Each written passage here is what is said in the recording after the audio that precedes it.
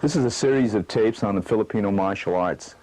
The Filipino martial arts basically is a weapon-based system, but it does have empty hand skill. More than likely, more people are confused because they feel that the Filipino martial arts, such as calling and the screaming on this, is a stick weapon only. But basically, from the stick, you learn the sword, you learn the double stick, you learn the double sword system, you learn the long and short stick, you learn the sword and dagger system. You learn the single dagger system, you learn the double dagger system. It has flexible weapons included, it has projectile weapons. You have weapons that you shoot or throw from various different gadgetry. I believe it's a very well-rounded system, and it's one of the first systems that were ever brought into the United States. Many of the men of John Lafitte that fought in the Battle of New Orleans in 1815 were Filipino. And so this art has been in the United States, but it's just never been introduced to the public. At this time, I hope that the series of film that you'll be seeing today will enhance your growth in the Filipino martial art, for I feel it will help not only your skill in the Filipino martial art itself, but in whatever system or style that you're in training in right now. Thank you very much.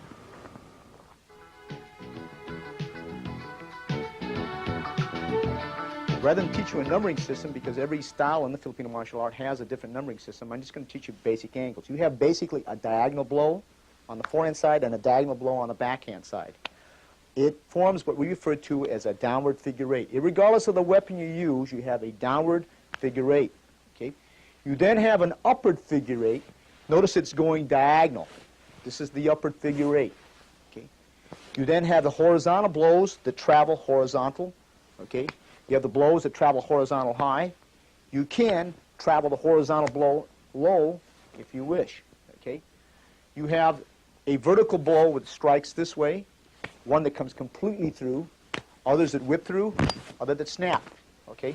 So basically all strokes, whether you pull through, have a watik, or you could even have a double on this side. This is what they call floretti. Okay? The interchangeable, because whether you pick up the weapon, you still have a downward figure eight. This is the Chris. I'm going to go slow so that you can see the motion. This is the downward figure eight with the Chris. You have the upward figure eight with the Chris. Okay? You have the high horizontal. You have the middle horizontal. If you're down on your knee, you have the low horizontal. Okay? You can go from slash to thrust, slash to thrust, slash to thrust, slash to thrust. So basically, this weapon either slashes or thrusts. It can chop or it can pull through all the way through. Okay? Again, let's review this. There are three ranges. The first range, we hit the limb when we get out of the range of the weapon. At angle 2, we're out of range of the weapon and we hit the limb of the body. Okay? Again, we hit the limb. Number 4, we hit the limb. And number 5, hitting the limb. Okay? At middle range again, the second range is we can monitor the hand. This is usually where disarms can occur. Okay?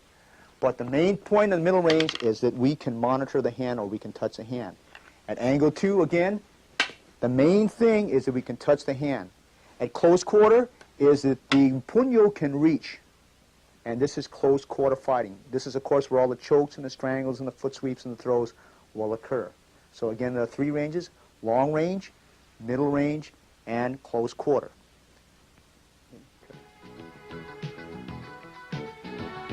City volley is double stick fighting. It could be double swords or double axe or two equal length weapons. Okay. At this point, these are drills. They are not the fighting combination. You strike inward, you go low backhand, high backhand. You go inward, low backhand, high backhand. Inward, low backhand, high backhand. Inward, low backhand, high backhand. Notice when I go inward, low backhand, high backhand, this is chambered over here. You go inward, low backhand, high backhand. Inward, low backhand, high backhand. This is what we refer to as a bicidario 6 count, because there are 6 counts to the exercise. 1, 2, 3, 4, 5, 6. 1, 2, 3, 4, 5, 6. In reality, he hits my hand. He hits my hand. He hits my hand. He hits my hand. He hits my hand. He'll hit my hand. Okay, going into the next exercise, we refer to this as Heaven 6. Heaven 6 is the right hand is chambered below. I'll do it in front of the camera very slow. You make an inward strike, and automatically after you hit the inward strike, you cock it back or chamber it back. You make a left backhand, and then you pull it back and you make a right backhand. And then you make an inward and you chamber it underneath your armpit, put it immediately to the opposite shoulder, make a right backhand, then make a left backhand. I'm going to do it one more time very slowly. Inward. Notice when I'm going to make an inward that I chamber the stick underneath my armpit, and then immediately cock it back into my opposite shoulder. Make a left backhand, and then make a right backhand. Inward. Notice that it's chambered underneath the armpit. I chamber it to the opposite shoulder. You make a right backhand, left backhand. So it goes 1, 2, 3, 4, 5, 6. Or inward, high backhand, inward, high backhand, inward, high backhand, inward, high backhand, inward, high backhand, inward, high backhand. Notice that I'm doing it stationary. Later on, you're going to do it with various different types of footwork. Let's say that Jeff is a tree, and if you have no partner, use a tree like this. You'll start off slow. Inward, high backhand, inward, high backhand, until you get the flow like this. Slowly, slowly, slowly, gradually picking up the speed until you can monitor the motion or the speed of the motion in any way. Then you start to use footwork with this, okay? Now when you do it with the partner, you just have a smile, we'll go slow. Inward, high backhand, inward, high backhand, inward, high backhand, inward, high backhand, inward, high backhand, inward, high backhand, inward, high backhand, inward, high backhand. In reality, he hits my hand, he hits my hand, he hits my hand, he hits my hand, he hits my hand, he hits my hand. This is known as the Heaven Six. Now we have the next combination, or the third beginning combination. We call it Standard Six, or Heaven and Earth Six. It is just like the Heaven Six that you make an inward, and you chamber this underneath. You cock it to the opposite shoulder. You go low backhand, then go high backhand. Then you make an inward. You chamber it back to the opposite shoulder. You go low backhand, then high backhand. Inward. You chamber it back to the opposite shoulder. You go low backhand, high backhand. Inward. Chamber it to the opposite shoulder. Low backhand, high backhand. So he goes 1, 2, 3, 1, 2, 3, 1, 2, 3. Inward. Low backhand, high backhand. Inward. Low backhand, high backhand. Inward. Low backhand, high backhand. Again, if you have nobody to work out with, usually get a tree about this way. And you'll strike the tree. Inward, low backhand, high backhand. Inward, low backhand, high backhand. Inward, low backhand, high backhand. Inward, low backhand, high backhand. 1, 2, 3, 4, 5, 6. 1, 2, 3, 4, 5, 6. 1, 2, 3, 4, 5, 6. 1, 2, 3, 4, 5, 6. Again, when you do it for the partner, we'll go very slow first. Inward, low backhand, high backhand. Inward, low backhand, high backhand. Inward, low backhand, high backhand. Inward, low backhand, high backhand. Inward, low backhand, high backhand. Inward, low backhand, high backhand. 1, 2, 3, 4, 5, 6. 1, 2, 3, 4, 5, 6. 1, 2, 3, 4, 5, 6. 1, 2, 3, 4, 5, 6. 1, 2, 3, 4, 5, 6. Actual combat, we try to hit the hand here. We try to hit the hand here. We try to hit the hand here. We hit the hand here. We hit the hand here. And we hit the hand here. These are the first 3 basic exercises I like to train my classes in.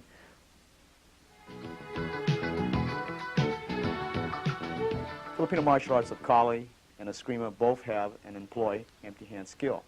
Sometimes the motion is taken from double stick, sometimes it's taken from single stick, and sometimes it's taken from the dagger. For instance, if I hold a dagger like this, and a man were to punch, you would take it back here and you'd end it over here. That same motion of slashing here and going here, when application in slow motion, that's the elbow technique. You can be the knee. Again. Okay, I'm going to slow this down. Notice there's a cut here. Eye poke here, the trap over here, the thrust, the elbow, the hook, and the elbow again, if you use it. Now, if you don't have the weapon, then it is used like this. See, in slow motion, elbow, knee, and elbow or knee again. Okay. Now, a lot of times the knife is employed this way, and sometimes it could be in a left stance. See, notice where the hit would be automatically, or the hit would be like this automatically. So if I would come in again, it would strike again. Okay. Or the hit could be here, and the shot could be here and be employed here. The same principle is being used if the left hand is hit. Notice where we're hitting. The hit over here is on the brachial nerve or on the ulnar nerve, okay? Paralyzing the arm. The hit again, automatically the hit would come, the strike would be here. Following up with the same technique. It can go into any technique. There are many variations. Slow motion again. That would be 1. It could be this way. 2, hit, 3, elbow, and hit again. Or it could be this way. Hit, up this way, hit, over. Notice that all the motions are following from the motion of the dagger. I'm going to break it down into the basic system. The basic system I'm showing you right now is from a man who was taught to me by the name of Johnny LaCosta, or Master Johnny LaCosta. He taught me first, the first motion we use is what we refer to as the gunting. So if the lead hand is thrown, we hit and we go in. The first technique, the gunting, and go straight in. Okay? From here, any type of throw, punch can be delivered, or elbow can be delivered. Notice there's a lot of elbowing in collie and a lot of kneeing because of the vicinity of the opponent. Also, we can go out. Notice that the first one, I went gunting and went thrusting. This one, I move out. I'll notice that it's always in conjunction, it always squares the hand here and checks it automatically as the hit will come here, automatically elbow and elbow again. Okay? So the basic premise on this is the gunting that stays in and the gunting that comes out. Okay? When the gunting comes out, this finger jab is here. It also will monitor the rear hand again and strike again, elbow. Notice that all the close quarter hits are being employed at the same time. This is the basics of the gunting. Okay. Then we have what is called the horizontal gunting. Notice that it's already into the eyeball, but for training purpose, we put it here. It already monitors that motion of the other shot where you can strike over here and the elbow be here. Automatically, he's in the position here where I can come down with my finishing touch of the elbow. Okay? And slow motion again. The vertical gunting, the strike. Notice how it monitors the rear hand automatically in the close vicinity. You can strike in any motion. Okay? When you learn the technique on the left stance, it must be learned on the right stance to come out. Okay, I'm going to give you little basics here that you can maybe practice at home. The vertical gunting, depending on the range of the distance. Okay, if you're in tight where they like to be, notice where the finger jab would be. This is what we refer to the vertical gunting, followed by the sungab. The sungab is done with the right hand. The vertical gunting, the sungab is done with the left hand. Repeat it again. See, notice over here, the finger jab is here with the right hand. This time, it's with the left hand. Okay?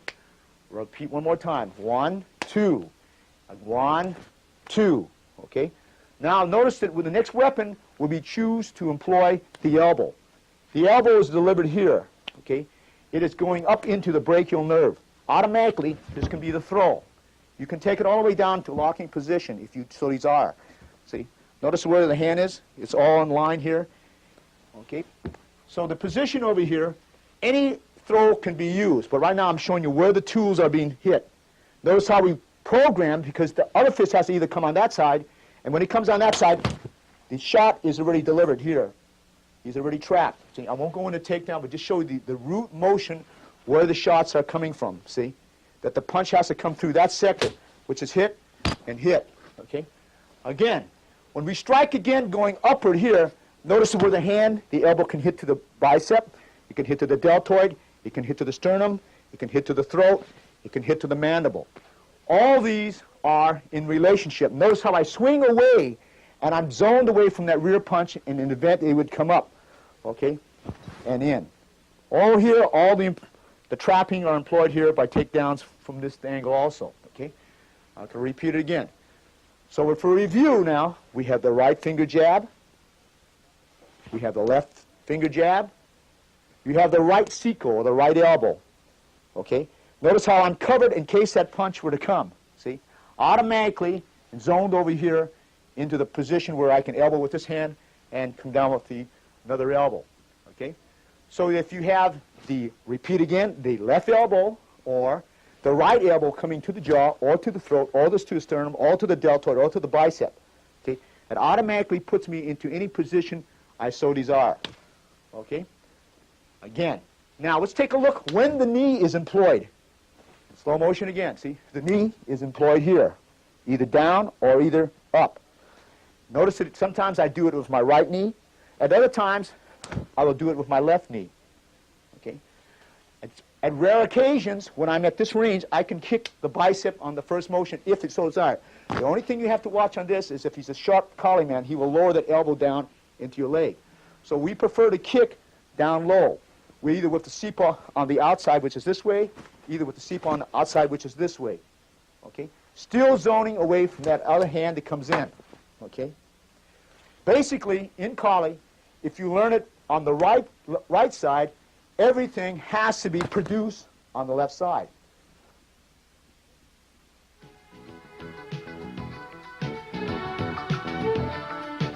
Okay, what I'd like to show you now are some energy drills. The energy drills either derive from knife fighting or stick fighting. I'm going to go very slowly, and we're going to go into what we call puño sembrado.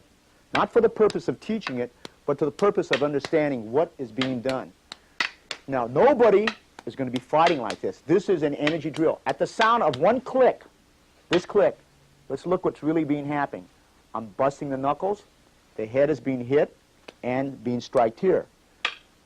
But for training, we keep up the motion like this. This is a very basic motion to teach hand trapping and to teach when you put your hand in here for different variations, see? Okay, but I'm going to do this very slow, not that for learning purposes, but to understand where the energy drills derive from and where they come out of. Okay, again. Okay, now, at this point, we're going to do that same drill, okay, with the hand. Okay, again, slow motion, overhead, overhead, and upward. Okay, not that you're going to fight like this, but this is the motion. Notice where all the hidden motion is being used. That's an elbow actually into the crazy bone, see? That could be the claw of the face, that could be the elbow here, and then I strike here, see? But you don't show this because you are getting your coordination. The reason for sensitivity drills is because it's for coordination and sensitivity. Okay. Again, let's take a look at this again. The same motion from this, in slow motion again, is going like that, okay? Notice again, see?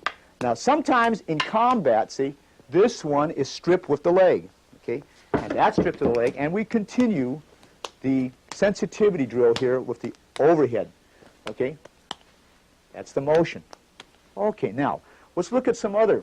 In reality, when the punch comes, we would actually hit it with the elbow, enter with a punch, or parry, do a vertical gunting, and strike, okay? We wouldn't stay out here, but for the purpose of the drill, so we can get a lot of repetition, see, we form the vertical gunting on the outside.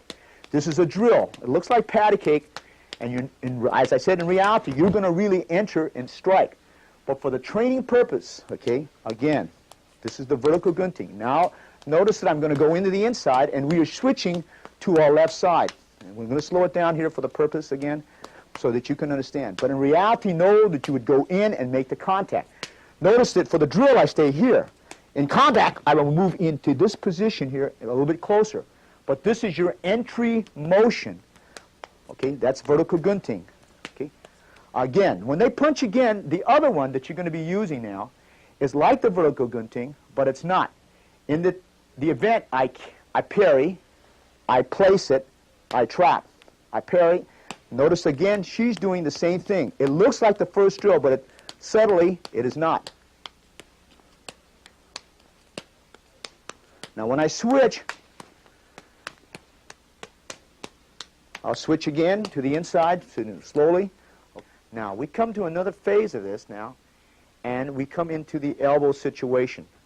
The elbow, usually, is because when a punch is thrown, okay, and it's caught, and the hand is here, I might elbow. Notice where she picks it up again and picks it up again. Now what's really happened here? We catch, and we destroy the ulnar nerve, which is the crazy bone or the funny bone, okay? Or we hit the brachial nerve here when we come up. And notice where my hand would hit the eyeball here, and where the elbow would be here, and then we would come in. But for training, we go like this so that nobody gets hurt. But it's understood what's happening here. See, she knows that I hit right here. And then when the switching comes, notice in slow motion how we catch and lift. And when it comes to the opposite side, again. See, this is the Seiko drill that we are now performing. See, this is Dakup, this is Alsa, this is Tabon, and this is Seiko. Okay, catch, lift, cover, elbow. Catch, lift, cover, elbow. But there are all those different little subtle hits, because you know that's really a hit. Okay, and you pick up the speed, but right now we'll slow it down again so you can see it in slow motion. Notice how we now can flow out to this drill here, that she has to respond according to distance. Okay. Okay, the next drill, notice how I put the elbow in. Okay, there is an elbow position here, that the elbow is in here. This is to teach the body mechanics of twisting, to teach where your tools for striking are going to be employed on your opponent. Okay.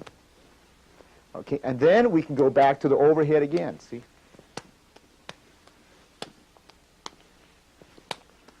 See, notice where the hidden hits would be. Okay, but this is a sensitivity exercise teaching us where to go. And then when we seek the path, notice it's just coming out very short like this, seeking the path into the opponent.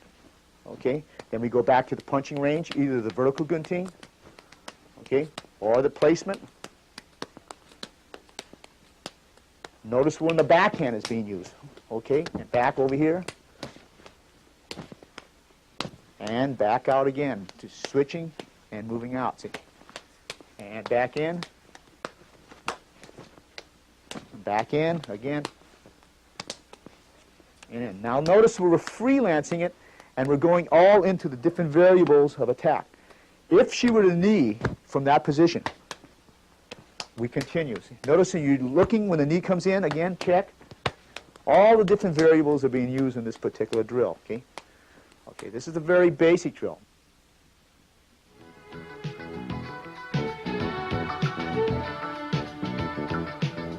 So what I'm going to show you is just a very basic system of progression that you can apply and learn a little bit of what they call the long and short stick method. Okay, so I'm going to start off with a very simple coordination drill. There are 6 counts in it. You make an inward, you make a backhand, you make an inward, then you thrust, you backhand, and you palm up thrust. As I said before, this is not a technique, merely a coordination exercise.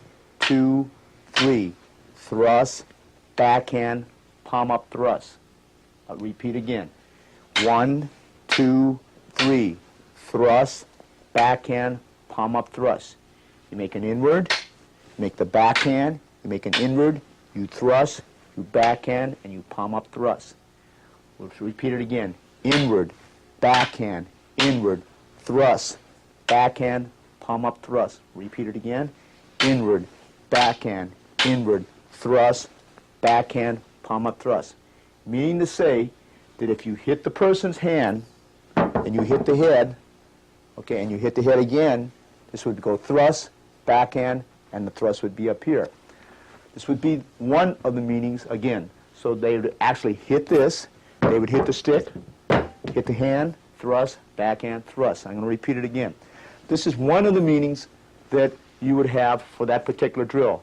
You would hit the stick hand, you'd hit the dagger, you'd hit the head, and the thrust, and the backhand thrust. So the drill again in slow motion goes inward, backhand, inward, thrust, backhand, palm up thrust. Inward, backhand, inward, thrust, backhand, palm up thrust. This concludes the first drill. The second drill is what they refer to as the 5 count. You do an inward, and you do a backhand, but you thrust, and then you backhand, and you palm up thrust. There are 5 motions again. That is an inward, that's a backhand, that's a thrust, backhand, palm up thrust. I'll repeat again. Inward, backhand, thrust, backhand, palm up thrust. Inward, backhand, thrust, backhand, palm up thrust. Notice there's 5 motions. 1, 2, 3, 4, 5. Okay, the translation of that would be simply this. She would hit my hand on the first motion, hit my head on the second motion, thrust, backhand, palm up thrust, and repeat again. She would hit my hand on the first motion, backhand, the thrust, the backhand of the stick would be here, and the palm up thrust will be over there. Okay, I'm going to repeat that again. So in essence, that will hit my hand, you would hit the hand, the palm hit will be here, the thrust, the backhand, palm up thrust again. Let's repeat that again, okay? So you would hit the hand on the first motion, okay? The backhand would be here, and the thrust, palm, and hit. This could also be translated in this manner, that you would hit the hand on the first motion, you hit the dagger hand on the second motion, the thrust would be here, the backhand would be up here. Okay, I'm going to repeat that again, okay? All right, she would hit the hand on the first motion, hit this on the second motion, thrust, backhand, palm up thrust. We're going to repeat that one more time so that you see what we're doing. That's 5 counts. That's number 1. The hand would fly, okay? The dagger hand would be hit second, the palm up, and back in. Okay, let's repeat that one more time, okay? There are 5 counts. That's 1, they would hit the stick hand. 2, you'd hit the dagger hand. 3, the dagger would come in, backhand, palm up thrust. Okay? That is what we call the 5-count exercise. I'm going to repeat that 2 times so that you can see the motion again. That's 1, that's 2, thrust, backhand, palm up thrust. Okay? 1, 2, 3, 4, 5. Repeat slowly again. 1, 2, 3, 4, 5. 1, 2, 3, 4, 5. 1, 2, 3, 4, 5. 1, 2, 3, 4, 5. That is what they call a 5-count exercise. These are not necessarily techniques, but coordination exercise, so you learn how to manipulate your dagger and your stick hand. Okay? We'll go to the next drill. This is often what we call the 4-count exercise. The 4-count exercise is simply, this is the inward, this is a thrust, this is the backhand, and up. Okay, that goes inward, thrust, backhand, palm up thrust. Slow motion again. Inward, thrust, backhand, palm up thrust. Inward, thrust, backhand, palm up thrust. In other words, you would hit the hand, back thrust, backhand, palm up thrust.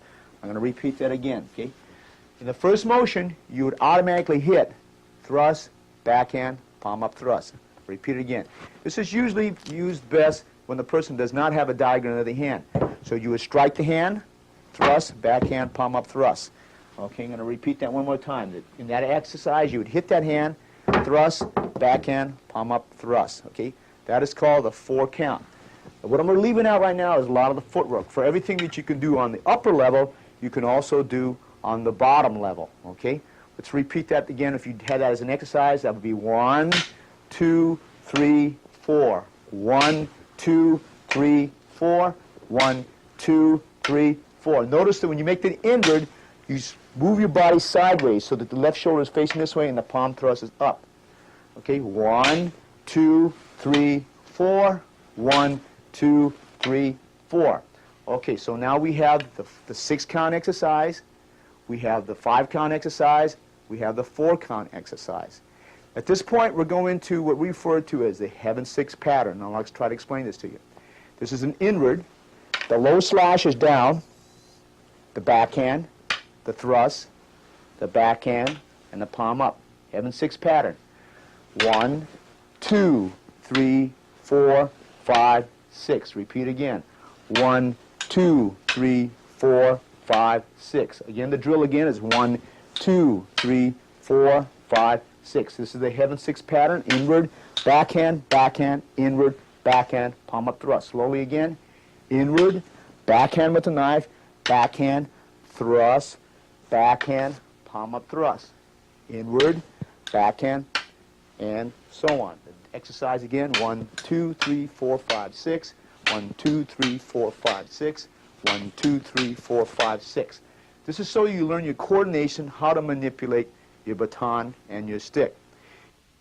Remember, there are various different ranges here. Okay, and we are working right now in close quarter and middle range. That means that we can apply dagger. If I was out here, I would not be able to apply my dagger efficiently. I could apply it possibly to the hand, but in here we are striking. Okay, so the first basic that I'd like to learn is when they strike at angle 1 and the dagger comes at the high line. Notice where the hit is. In reality, we're here, but when I'm training, I'm just going to go here and thrust. Look at that again. Okay, 1, 2, 3, 4, thrust. Again, 1, 2, 3, 4, thrust. Okay. As you do this exercise and you come over here, notice that you come up and you strike down, striking at this angle here, covering the body. And all the time, notice where my stick is, because if they were to strike at number 1 again with the stick, you can slash and take it out here and come back here if the possibility merited it. Okay? Let's try this and look at one more time at this situation. Okay? So again, when the strike is here, okay, you parry with the dagger, you hit with the stick, and you thrust. You can come over the arm at that time and strike, and this is your follow-up pattern.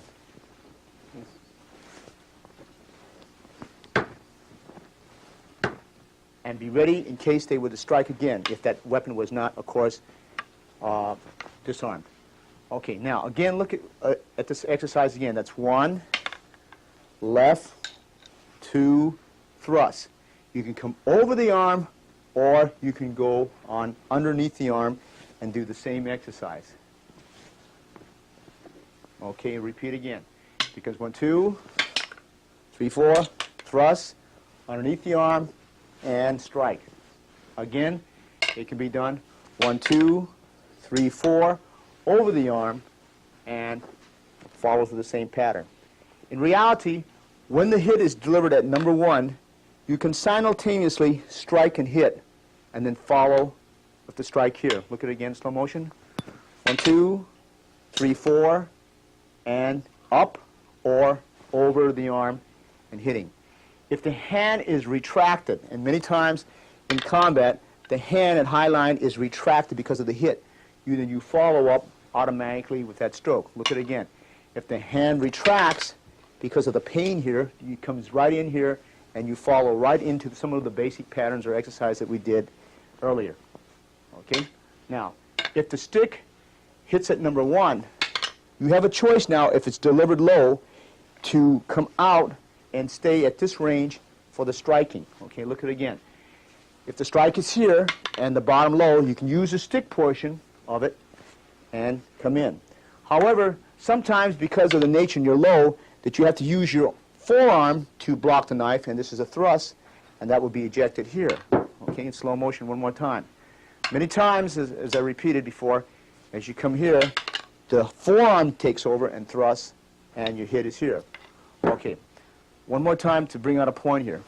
Usually we hit the hand here, and we hit the hand here. So when we come over here, that weapon is eliminated. But let's say he's still holding on the stick. Notice how this still protects my body, and I could still disarm if need be. Okay, once more. Okay, that if I didn't hurt the man enough, and he didn't drop his weapon, this weapon here is horizontal, vertical, excuse me. It's vertical over here, so it will still cover the line here for the disarming. Okay? Okay, then there's many situations when my body, I try to strike. This is one of the very basic angles. One more time. I try to strike here. Okay? But many times I might try to curving strike here. But many times I might miss. So now we have to pick this up with the stick. And we go counterclockwise with the slash here. And again, we go into the basic pattern here. I'll repeat it again. Many times I might miss because they might step back. And now my body, my left shoulder is forward, so I have to take the stick here, go around this way. The slashing portion would be here, and I would go right here. The strike here can be on top. Okay? It can be on the bottom. I can open it up sometimes crossing it back, coming in any pattern that I so desire by moving my body in left and right.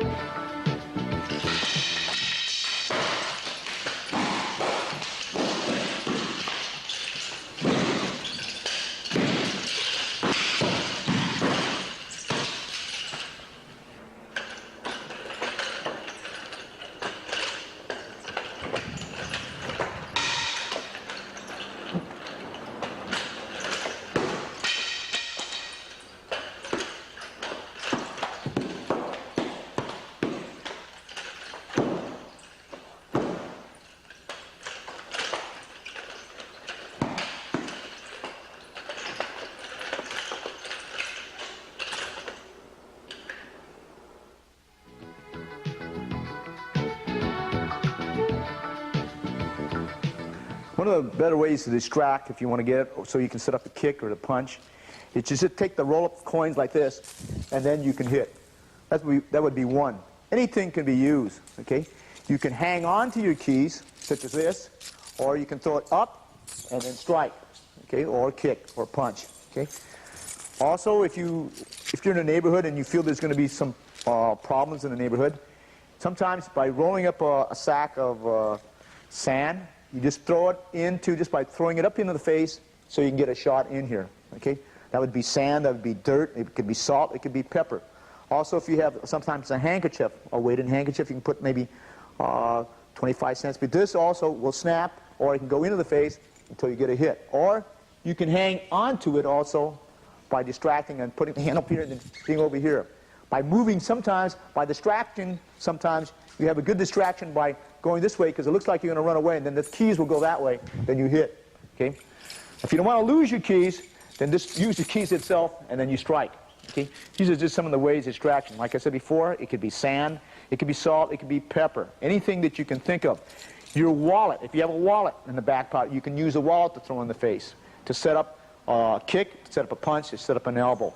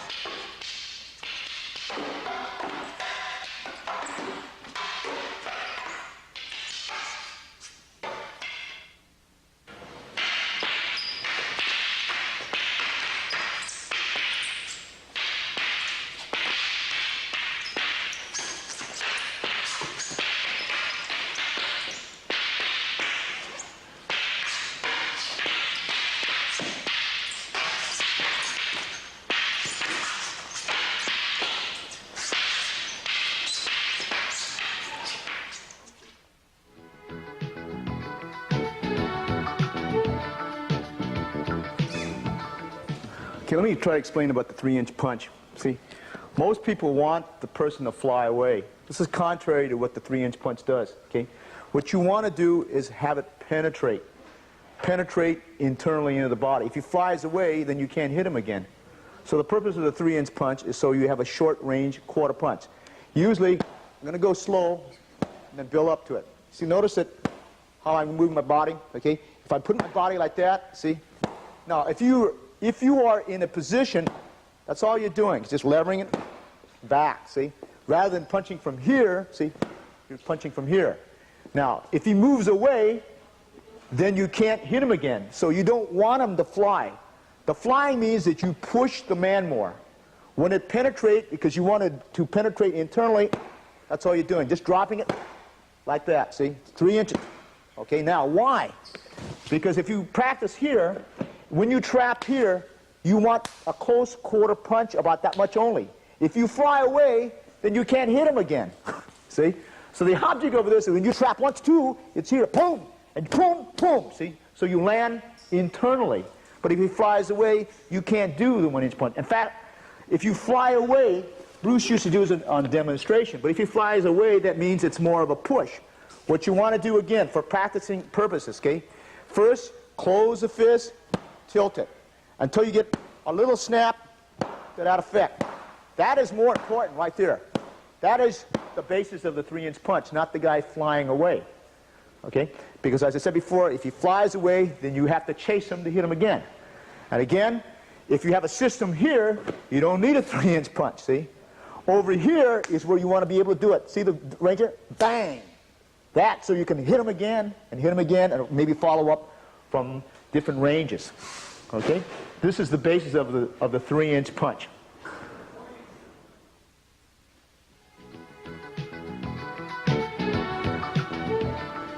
When the Filipinos first came to the United States, there were many different tribal groups like Visayan, Tagalog, Ilocano, Tausug, people from Mindanao.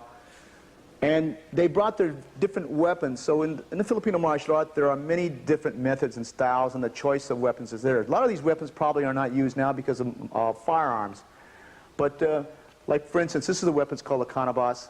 It's used in the northern Philippines. This definitely has Spanish influence. Sometimes when you use these two together, it's espada daga. It's used in the Visayan region. This is a barong, a training barong. This is used in the southern Philippines. This is a central Philippine weapon. This is a southern. This is a southern. This is a southern. And that could be central or southern. The bows at that time period, during the 18th century, 17th century, were made out of bahi. This would be typical. I doubt now if they use these things now, but this is an antique piece that they used in the Philippines during that time period. The spears over here, these two spears here, and these two spears here are from the northern part of the Philippines, Bontoc, Igorot, or Ifugao tribes. The following two shields are here are from the northern part of the Philippines. These are Igorot shields, or Ifugao shields. The shield over here is from the southern part of the Philippines in the Moro sector and Muslim sector. And this is the shield that they use. It's a little bit different. There are so many different groups and different styles in the Filipino martial arts, so it's hard to say what is a pure Filipino martial art, because there's just so many different tribes there, and the technology and the interpretation of each art, even the blade they use and the type of stick method they use, will be different. One of the other things they use is the blowgun. This thing is usually made out of, and nowadays it's made out of metal, but it can be used with hollowed out rattan, or it could be used with hollowed out bamboo. Okay.